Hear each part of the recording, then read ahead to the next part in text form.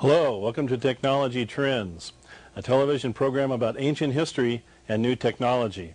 I'm your host, Patrick Bailey. Today we continue our series on symbolism, and we are going to talk about the subversive use of sacred symbolism in the media. And once again we have as our very special guest Michael Tsarion, who speaks on this topic here in the Bay Area and internationally. Mike, once again, welcome to the show. Thank you, Patrick. Nice to be here.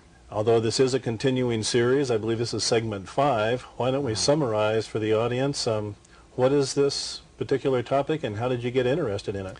Well, I've always, as we spoke on other programs, I've always been interested in symbolism in its context to mystical practice and yoga and mythology and astrotheology. But there is also, in Ireland, where I started getting interested in this, I came across certain scholars who had written about the fact that there is such a thing as subliminal advertising, for instance in billboards and magazines.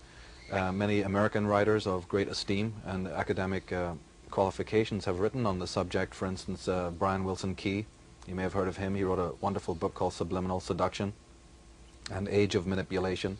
Then you have an American back in the 50s called Vance Packard, who wrote extensively on the fact that Madison Avenue media giants and some of the great monopolies are implanting aesthetically conditioning motifs, politically conditioning motifs in their advertisements.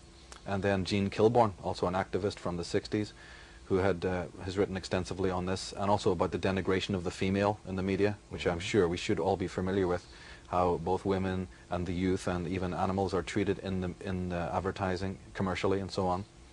And that opened a door for me because I didn't first myself realize that there was a connection between the mythologies of the world, and the great high symbolisms, the great arts, and this corporate side. But they started to converge, and it became a big interest, specifically when I discovered that not only is there such a thing as subliminal persuasion, but that many of the devices and the machinery of subliminal persuasion is very occult. I studied the occult my whole life, and suddenly, almost with kind of a shock in a way, to discover that there is occult symbolism, and the word occult meaning hidden, of course, that's all the word really means, but coming out even out of the magical societies. So I actually discovered when I was about 15 that actually sacred symbolism that once, before the industrial age, going back in time, symbolism that was designed and meant to uplift our soul, uplift our spirit, is actually now being used for quite the reverse. And that a sacred symbolism, like a star, for instance, will be put onto a product. Then we are having this emotional and symbiotic and even spiritual response to something, but actually it's based on it's an appetite. It's to motivate the appetites, not the spirit. So this is what happens, and I found that this was a pernicious, phenomena in our society, and tried to set about doing something to make people savvy and aware that great power symbols coming out of the ancient matriarchal and Egyptian cultures, for instance, and the Semitic line, what have you, these are now being used in the corporate world to negative effect, and it is having a negative effect on our dreams and on our unconscious. Wow. And you give workshops nationally on this topic? Yeah, this is a very, of all the things that I do teach, this is the one that people are very fascinated with and respond to very strongly, because it's like taking a large weight off the shoulders when you realize that this is what's going on. And of course, you see, people see symbolisms all the time: magazines, billboards, on the sides of buses, on the clothes that we wear. I mean, they're absolutely everywhere. But because they are separated by time and space, I mean, they're out there in the ambiance, in the atmosphere, you don't see the underlying themes. So I started just by cutting things out of magazines, for instance. What happens is, if you pool them together, if you bring a lot of the symbolism together, like the symbol of the sun or the symbol of the pyramid or what have you, then it's easier for them to see the underlying theme. When you're driving in the car and you're out there, it's very difficult to see any underlying pattern. It's just a bunch of symbolism polluting the airwaves and polluting the atmosphere and the ambiance. But when you condense it, then people really do accept that there is a theme, there is an agenda, and there's similar motifs that are being used just by a few elite monopolies. Well, most people are completely unaware of this, and they would probably think at first glance that this might even be silly. So what is the response for someone who actually learns your teachings or sees this program? What would be the normal response? Well, I think that if they really give it proper thought and really think about it, it's so innocuous. You know, Conan Doyle said, if you want to put something in hiding, if you want to hide something or disguise it, you put it where it's most obvious. You put it in plain sight. And this is an idea that we have to sharpen what I call our symbolic cognition or symbolic literacy. It's really a part of our spiritual growth, but you see, spiritual growth is twofold. You can build up your light body, you can develop your religious and spiritual sensibility, but that's like cleaning up a room where the garbage is still being thrown on the floor. So your cleaning process is kind of redundant. The spiritual process is both anabolic and catabolic.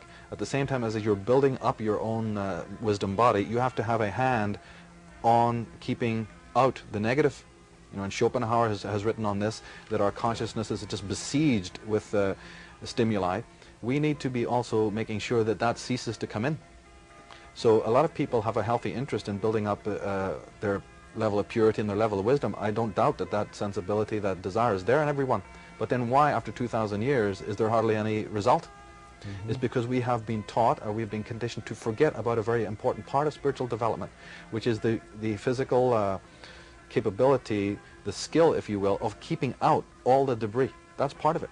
Well, we have over 100 examples, and the slides that are coming up of examples of this to That's right. I have brought some slides, and I'd like to get into that. And I'd also like to say that in regards to the response, I find that children, because I do teach children, this in the New Age Academy in Berkeley, for instance, I teach a class there on communications and this kind of thing. This response with children is especially strong, because they are being taught right now to consider that it is absolutely chic to be wearing corporate logos from head to toe, you see.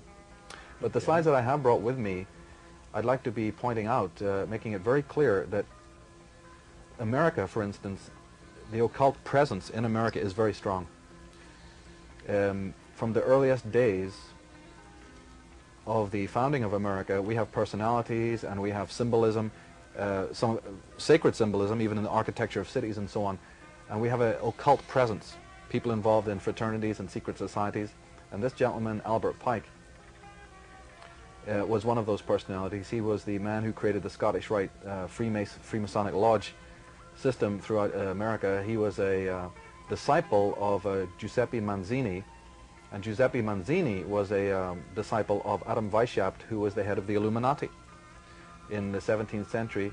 It turns out on May 1st, 1776, we have an order coming out of Bavaria called the Illuminati, and it's interesting that America's birthday is July 4th, 1776. So two very important events take place in 1776. One is the forming of a super secret society in the world, run by Adam Weishaupt, and then we have the founding of America. So there is a connection, and there has been a very strong occult presence in Europe, but of course also in America. And people may not actually realize just how close to home that presence is. For instance, Martin Luther, who we do recognize as being the founder of Lutheranism and eventually the Protestant faith, on the original manuscripts that Martin Luther wrote in, which you can still visit in, I think, Wittenberg or Worms in Germany and so on, you will see on the front cover of the manuals that Martin Luther used the symbol of the Rose Cross, which is an occult symbol relating to the Rosicrucian fraternity.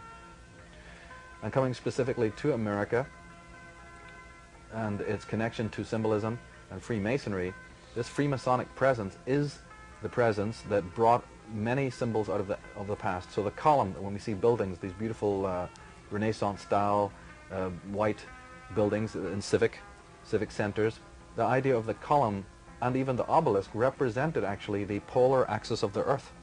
So things that we see every day represented something of an occult property to do with astronomy and astrology, the column being the symbol of the polar axis of the planet Earth. And the column was actually the symbol, the phallic symbol of the ancient god of the earth. And that is why it is often, you will see the obelisk in proximity with a round lake or a round pool of water representing the female, you see. And here is a picture, a photograph of your Congress, and in the background, if I could draw your attention, the whole room is actually designed based on occult geometry, but specifically in the back on either side of the American flag are two symbols. It's not too clear there, but what they are, and you also find this on the dime, is what we call a fasces. It's a bundle of rods with an axe in the center.